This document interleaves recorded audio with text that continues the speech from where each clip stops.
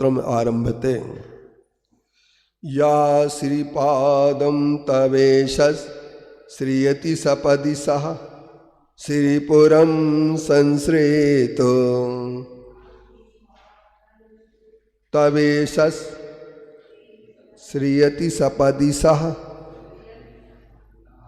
श्रीपुरं संश्रेतो स्वामिन् पार्श्वप्रभो तद्वत् प्रवचन वचनोद्दीप प्रदीप प्रभावै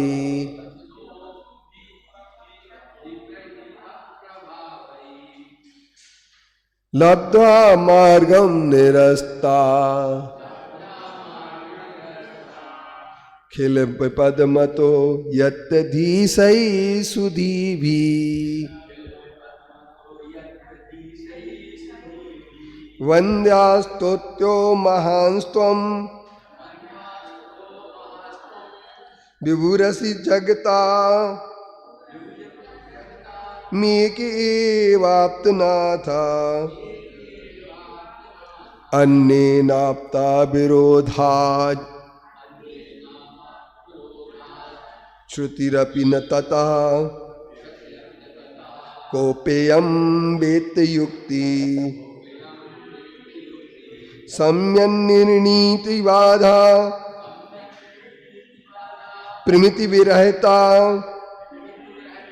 कश्चिदेवास्ति वन्द्या नासं दोषावृत्ति यदि कुचिदपि भजतो दृष्टहानि प्रकर्षात् निःशेषं हेमनि वदन्वन् हेमनि यदवन् मलमिति भवतो निष्कलंकत्व सिद्धि सूक्ष्माद्यार्था समक्षो नुमिति विषयता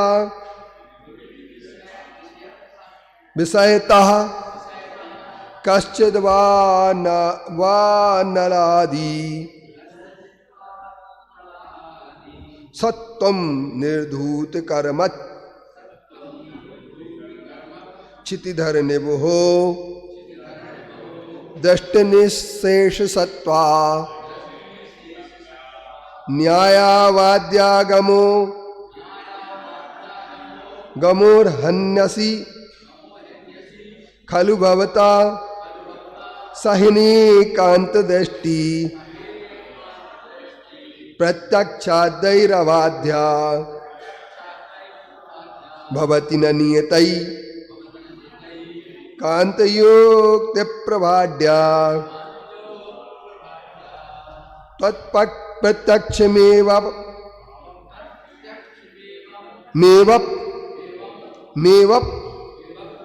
प्रथियति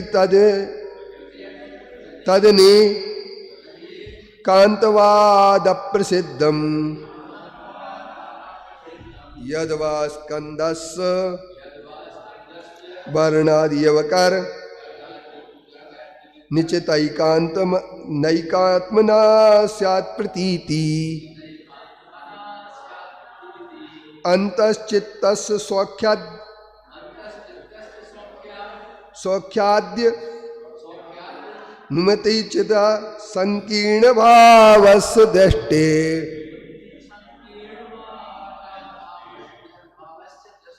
सामान्यं वा विशेषो यदि नहीं घटते न्योन्य विश्लेषवृत्त्या। अब अंत ये अगला है तदेकांतात्मकम तदनेकांतात्मकम यद सदनुनयवसम यद सदनुनयवसम सर्वमर्थक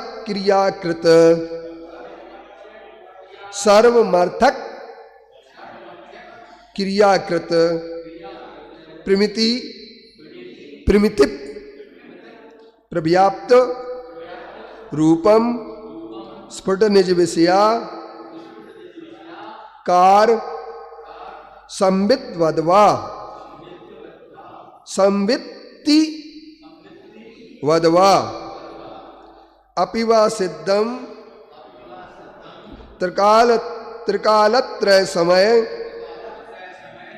गतानंत पर्याय पुष्यत परिणामेतत् प्रतीतात्मनि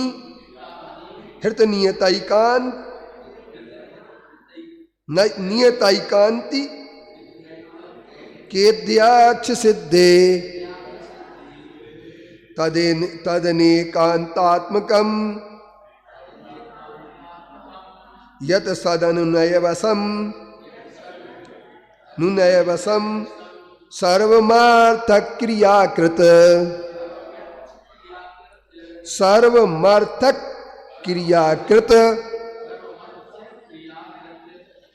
प्रिमितिव प्रव्याप्त रूपम स्फुट निज विषया कार संवित्ति वदवा अपिवा सिद्धम त्रिकालत्रय समय गतानंत पर्याय पुष्यत परिणामे तत्प्रतीता तमनि हृत नियतैकांत के अध्यक्ष सिद्धे तदनेकांतात्मकम् यद सदनुनयवशम् सर्वमर्थक्रियाकृत प्रिमितिव प्रव्याप्त रूपम प्रिमितिव रूपम स्फुट निज विषया कार संवित्ति वदवा अपिवा सिद्धम त्रिकालत्रय समय गतानंत पर्याय पुष्यत परिणामे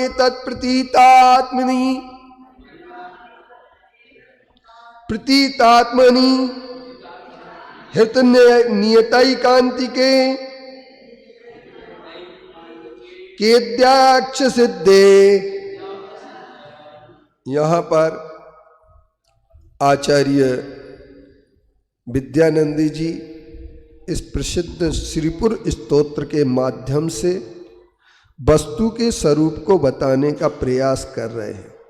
जैसे कि कल बताया था वस्तु का स्वरूप, कि वस्तु के स्वरूप में सामान्य विशेषात्मक वस्तु होती है और सामान्य विशेषात्मक वस्तु होने से वस्तु विशेष के अभाव हो जाने पर सामान्य का भी अभाव हो जाता है और सामान्य का अभाव हो जाने पर विशेष का भी अभाव हो जाता है।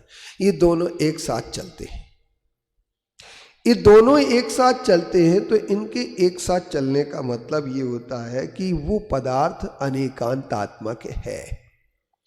तत् वे सभी वस्तुएं पदार्थ अनेकांतात्मक है।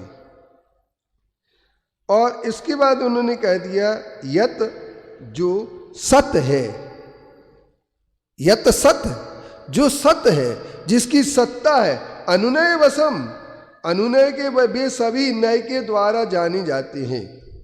सर्वम माने सभी, अर्थक क्रियाकृत, उनके सबके उत्पाद व्यय द्रव्यमय अर्थ क्रिया के द्वारा कि ये प्रमाण होता प्रमिति विषयम प्रव्याप्तम, और प्रव्याप्त विषय रूप है। ज्ञान के स्फुटम यानी स्पष्ट, निज माने सौ, विषयाकार ज्ञेय रूप है। अब थोड़ा सा आप लोगों के लिए समझने की यहां पर जरूरत पड़ रही है कि जितने भी पदार्थ हैं संसार में, वे सभी पदार्थ अनेकांतात्मक हैं। इतना तो समझ में आ गया। और अनेकांत आप लोग समझ गए कि एक वस्तु में अनेक, अब आपको अनेकांत के लिए भटकना नहीं चाहिए। अनेकांत शब्द आते हुए ये तय कर लेना चाहिए कि एक वस्तु में अनेक गुण धर्म है। अनेका अंतः इति अनेकांता, अनेक अंत माने गुण धर्म, इसका नाम अनेकांत होता है। न एका इति अनेका, जो एक नहीं है उसका नाम अनेक है। और अनेक जिसमें गुण धर्म होते हैं एक वस्तु में, वो वस्तु अनेकांतात्मक कहलाती। तो सारी वस्तुएं, जितने भी पदार्थ हैं, सब अनेकांतात्मक हैं, क्योंकि वे सभी सत हैं। सत्ता सब पयत्ता सब स्वरूपा अनंत पज्जाया भंगोपाद धुभत्ता सपरिविक्खा हवदिक्का। आचार्य कुंद जी ने अपने पंचास्ति काय ग्रंथ में एक बात लिख दी है, और वो बात लिख दी है कि जितनी भी सत्ता सब पयत्ता, सभी पदार्थों में सत्ता है। जितने भी पदार्थ हैं उनमें सत्ता होती है। सब स्वरूपा, वह विश्वरूप है। सत्ता सब पयत्ता सविस्वरूपा अनंत पज्जाय, उनमें अनंत पर्याय। तो यहां पर भी यही बात ये कह रहे हैं। सब परिविक्का एक्का, वैसा प्रतिपक्ष है। अगर उसमें नियत नित्य है तो उसमें अनित्य भी उसी में है। जिसमें एक है उसी में अनेक है। जिसमें सत्य है उसी में असत है। जिसमें विधि रूप है उसी में निषेध रूप है। जिसमें भेद रूप है उसी में अभेद है। अब ये बात आप समझना कैसे हो सकती है। भेद के बिना अभेद नहीं हो सकता, अभेद के बिना भेद नहीं हो सकता, एक के बिना अनेक नहीं हो सकता, अनेक के बिना एक नहीं हो सकता, सत के बिना असत नहीं हो सकता, असत के बिना सत नहीं हो सकता। जहां भाव है वहां पर अभाव है, जहां अभाव है वहां पर भाव है। ये बात बिल्कुल समझ लेना, बड़ी सच बात है। ये जैन दर्शन का अनेकांत है। ये निरपेक्ष और सापेक्षवाद के साथ निरपेक्ष का भी आह्वान करता है। सापेक्ष के साथ निरपेक्ष का भी आह्वान करता है। निरपेक्ष शून्य नहीं है। कुछ लोगों ने, डॉक्टर राधा कृष्णन जी ने कहा है कि जैन दर्शन में सापेक्षवाद तो है, पर निरपेक्ष के बिना सापेक्ष नहीं रह सकता है। उनके लिए एक श्लोक पढ़ना बहुत जरूरी था। वह था अनेकांतोप्यनेकांता प्रमाण न साधना अनेकांता प्रमाणात ते तदेकांतोर्पितुन्यात्। इस तरीके से अनेकांत में भी अनेकांत। तो वो कहते हैं अर्थ क्रिया करने वाली है। जितने भी पदार्थ हैं वो नय के द्वारा जाने जाते हैं और अर्थ क्रिया करने, क्योंकि नय प्रमाण के द्वारा तो वो जान सकता है जिसको केवल ज्ञान हो चुका है सभी पदार्थों को, लेकिन नय के द्वारा वो पदार्थ जाने जाते हैं जिनको हम एक साथ नहीं जान सकते। बहुत सारे गुणधर्म होते हैं, एक ही वस्तु में बहुत सारे गुणधर्म होते हैं। काली मिर्च ठंडी होती है कि गर्म? अरे हम एक बात पूछ रहे, काली मिर्ची गर्म होती है कि ठंडी? सब लोग ठंडी कह रहे हैं, लेकिन काली मिर्च गर्म होती है। किसी का गला लग जाए,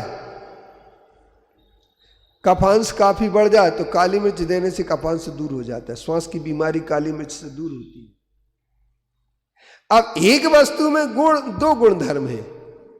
भिंडी वायु नाशक है या वायु वर्धक है? वायु नाशक है। हो हम आपको बता दें, मैंने उस किताब में ही लिखा जो आपको दी, उसमें पढ़ा होगा आपने।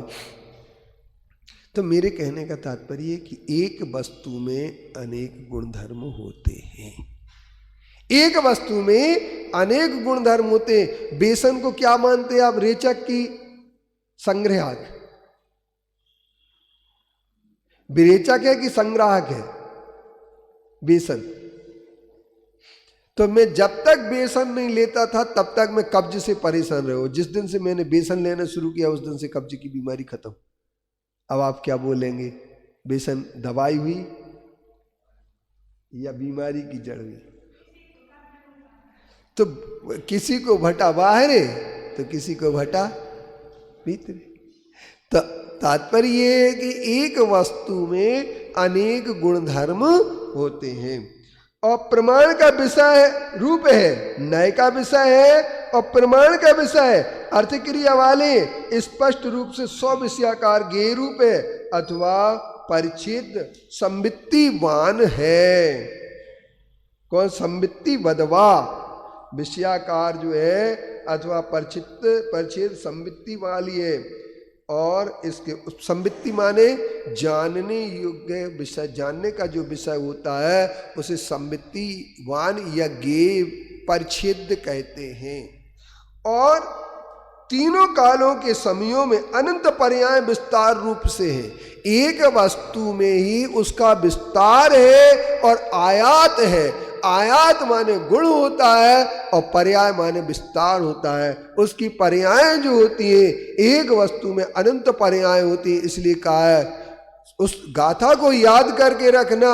जो गाथा मैं आपको पंचास्ति काय की बता रहा हूं, सत्ता सब पयत्था सविस्वरूपा अनंत पज्जाया भंगोपाद धुवत्ता सब परिविक्का हवदिक्का, अनंत पर्याय होती है। और महावीर अष्टक अगर अपन पढ़ते हैं तो महावीर अष्टक में भी एक पहले काव्य में बात आई है, यदि ये चैतन्य मुकुरीव भावाश्चिद चिताय समम भांति द्रव्याव्ययजनिल संतोंत रहिताय जगत साक्षी मार्ग प्रकटन परो भानुरिवयो महावीर स्वामी नयन पथगामी भवतु न। वो कह रहे हैं महावीर भगवान, आप जिसकी चेतना में यदि ये चैतन्य मुकुरी एवं दर्पण के समान जो भाव चित्त और अचित रूप पदार्थ हैं, जो उत्पाद में द्रव्य से युक्त है, जो अंत से रहत हैं, जो अंत से रहते हैं, वे सब पदार्थ क्या कहलाते हैं? तो आचार्य कहते हैं वे सब पदार्थ क्या कहलाते हैं? तो उन्होंने कह दिया अंत से रहित पदार्थ सारे के सारे गेय कहलाते हैं। और जो गेय है वो गेय दो प्रकार साधनों से जाने जा सकते हैं, प्रमाण के द्वारा अथवा नय के द्वारा। और सम्यक ज्ञान को प्रमाण कहते हैं। प्रमाण की हर दर्शन ने अलग अलग परिभाषाएं बनाई हैं और जैन दर्शन ने एक ही परिभाषा दी है। उनके दो रूप सामने आए हैं। एक उन्होंने सीधी सीधी बात कह दी, सम्यक ज्ञानम प्रमाणम, सच्चे ज्ञान को प्रमाण कहते हैं। और 1 मीटर में 100 सेंटीमीटर होते हैं, ये सम्यक ज्ञान है। जिसने 100 सेंटीमीटर माने उसका सम्यक ज्ञान, और जिसने 99 या 101 माने उसका मिथ्या हो गया। कम अथवा अधिक होना ये अनिश्चित कहलाता है। और जिसने 99 मान लिए ये या 95 माने ये 75 माने, उसका ज्ञान विपरीत हो गया। और जिसने संदेह किया है, अरे 100 होते हैं, नहीं नहीं यार 105 होते होंगे, 108, नहीं नहीं नहीं नहीं 100 होते, अरे नहीं, तो ये 2 कोटि का जो ज्ञान होना वो संदेह युक्त कहलाता है। और एक बात बताओ, आप जो है ना पूनम आंटी साड़ी खरीदने जाती कि नहीं जाती? कितने मीटर की साड़ी खरीदती है? 5 मीटर की। तो उसमें 5 मीटर लिखा रहता है कि आप नापती हैं, लिखा रहता है। इसलिए आपने प्रमाण मान लिया पाए, और उससे कम निकल जाए तो, अगर 10 सेंटीमीटर कम निकल जाए तो वो आपके जो है ना 4 मीटर 90 सेंटीमीटर रह गई, वो प्रमाण नहीं हुआ। तब किस चीज से नापी आपने?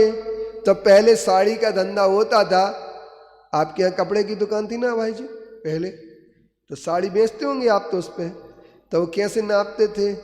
हाथ से। और फिर हाथ के 6 हाथ की जगह कितने कर देते थे? 5 ही की हाथ की। अरे आ जाओ तुम सेठ जी, 9 ही हाथ की निकली, पूरी 10 हाथ की तो दो, 15 हाथ की तो दो, 16 हाथ की साड़ी। कितने हाथ की लेते थे? 16 हाथ की। यानी तात्पर्य ये है कि वो हाथ कोई सेंटीमीटर से नपा हुआ नहीं होता था, इसलिए वो प्रमाणिक नहीं है, सच्चा ज्ञान नहीं है। तो सच्चा ज्ञान जो होता है उसको प्रमाण कहते हैं। और नय किसे कहते हैं? जो उसका आंशिक ज्ञान होता है उसका नाम नय है। किसी भी वस्तु का आंशिक ज्ञान होना, यानी मतलब टुकड़े टुकड़े में ज्ञान होना। जो एक साथ ज्ञान होना वो प्रमाण का विषय है, जो टुकड़े टुकड़े में होना वो नय का विषय है। जैसे कि छिलका केला है कि नहीं है,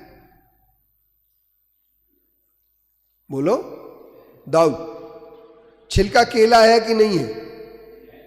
तो तौल में छिलका क्यों लेके आते हो? छिलका के पैसे देते हो कि केला के? क्या खरीदते, केला खरीदते कि छिलका खरीदते? बोलो, वो छिलका क्यों लेके आते हो?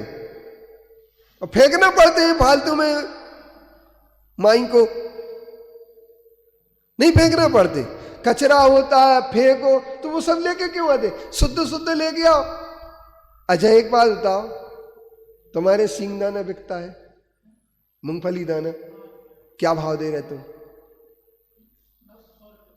100 रुपया किलो दे रहा। और मूंगफली क्या भाव मिल रही? मूंगफली बिक रही कि नहीं बिक रही मार्केट में?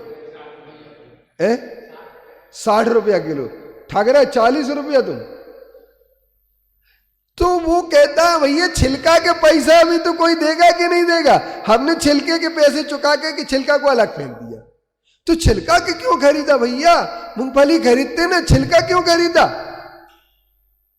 बिल्कुल साफ सेक करके और फिर उसके छिलका निकाल करके, लाल भी निकाल करके, बिल्कुल सफ़ेद सफ़ेद बिजी उसको तल करके, उससे डायबिटीज हो जाती है, उससे हार्ट की बीमारी हो जाती। तली मूंगफली खाने से ध्यान रखना, डायबिटीज भी बढ़ती है और उसके साथ साथ डाइजेशन भी खराब हो जाता है।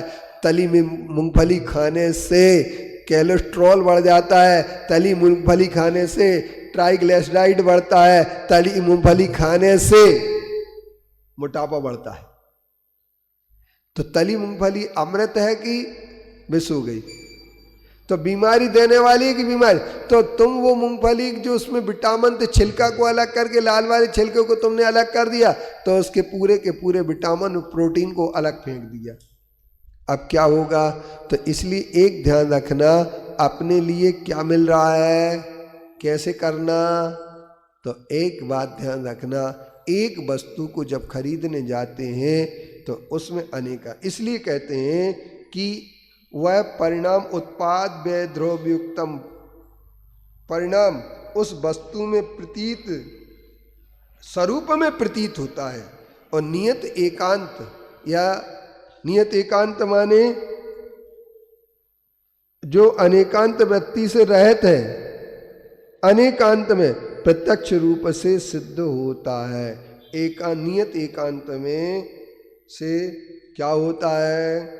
सिद्ध नहीं होता है, और अनेकांत से वह सिद्ध होता है। इस प्रकार से आप लोग ये बात तय कर लेना कि पदार्थ को जानने के 2 उपाय हैं, प्रमाण और नय। और वस्तु अनेकांत स्वरूप है, वस्तु अनेकांत स्वरूप है, और नियत एकांत से नहीं है, समझे? वस्तु का स्वरूप प्रतीत कैसे होता है? उत्पाद व द्रव्य रूप परिणाम उस वस्तु के स्वरूप में प्रतीत होता है। क्योंकि हर वस्तु जब ही वस्तु कहला सकती है, अर्थ क्रिया उसमें जब तक नहीं होगी तब तक वह वस्तु नहीं कहला सकती है। क्यों? वस्तु तो उसका नाम है जिसमें उत्पाद व द्रव्य हो सके। आटा, गेहूं में उत्पाद व्यय होता है कि नहीं होता है? गेहूं पीस दिया, गेहूं खत्म हो गए, क्या हो गया? गेहूं खत्म हो गए। गेहूं तो खत्म हुए ही नहीं, आटा बन गया। तो गेहूं, आटे का, तो गेहूं नष्ट हुए, आटे की उत्पत्ति हुई, और श्वेत सार ज्यों का त्यों है, कार्बोहाइड्रेट वो ज्यों का त्यों है, वो न कम होता है न ज़्यादा होता है। तो प्रत्येक वस्तु में उत्पाद व्यय पाया जाता है। यदि परिणमन करने की शक्ति गेहूं में ना हो, गेहूं पिसे नहीं, तो आटा कैसे बनेगा? गेहूं पिसे नहीं तो आटा कैसे बनेगा? और आटा नहीं बने जब तो गेहूं कैसे पिसे? तो जिस समय गेहूं पिसता है उसी समय आटा बन जाता है। जिस समय गेहूं पिसता है उसी समय आटा बन जाता है। यही जैन धर्म की अनेकांत वृत्ति है। पदार्थ की अर्थ क्रिया है। जो पदार्थ की अर्थ क्रिया को समझ लेता है वही प्रमाण और नय के द्वारा पदार्थ को समझता है, क्योंकि पदार्थ अनेकांतमय है, एकांतमय नहीं है। इसलिए एकांत से पदार्थ की सिद्धि नहीं होती है। हृतनियतान के एकांतेप्य अध्यक्ष सिद्धे, प्रत्यक्ष से सिद्ध होते हैं अनेकांत। अनेकांत किससे सिद्ध है? अध्यक्ष सिद्धे, प्रत्यक्ष से सिद्ध होने से नियत एकांते हिता, नित्य एकांत का क्या हो जाता है? हृत। हृत माने उसकी समाप्ति हो जाती है। इसलिए बंधुओं ये ध्यान रखना, नियत एकांत जब हृत हो जाता है उसका नाश हो जाता है, उसको कोई भी समझना नहीं, क्योंकि वह बाधित हो जाता है।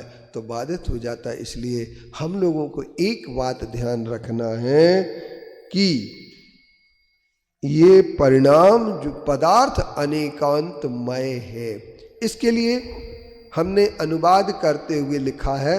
इस पर आप लोग जरा गौर से सुन लेना। हिंदी अनुवाद हम रोज एक एक सुनाते चले जा रहे हैं आप लोगों को, और इसलिए सुना रहे हैं ताकि आप लोगों को भी पता लग जाए और मुझे भी पता लग जाए कि इसका क्या हो सकता है। अनेकांतमय वस्तु सत्य है, क्योंकि वे सत्य है निश्चित। अर्थ क्रिया जब उनमें होती, प्रमाण विषय वे है परिचित। त्रिकालिक पर्याय जिसमें, तैकालिक पर्याय जिसमें, अनंत रूप से सिद्ध सदा। जन व्यय द्रव्य रूप में वस्तु विलसित है वैभव सदा। नियत नित्य एकांतवाद में वस्तु तत्व नहीं सिद्ध कभी। जो प्रत्यक्ष से सिद्ध हुए हैं अनेकांत से तत्व सभी। एक बार और सुन लेना जरा आप लोग। अनेकांतमय वस्तु सत्य है, क्योंकि वे सत्य है निश्चित। अर्थ क्रिया जब उनमें होती, प्रमाण विषय वे है परिचित। तैकालिक पर्याय जिसमें, अनंत रूप से सिद्ध सदा।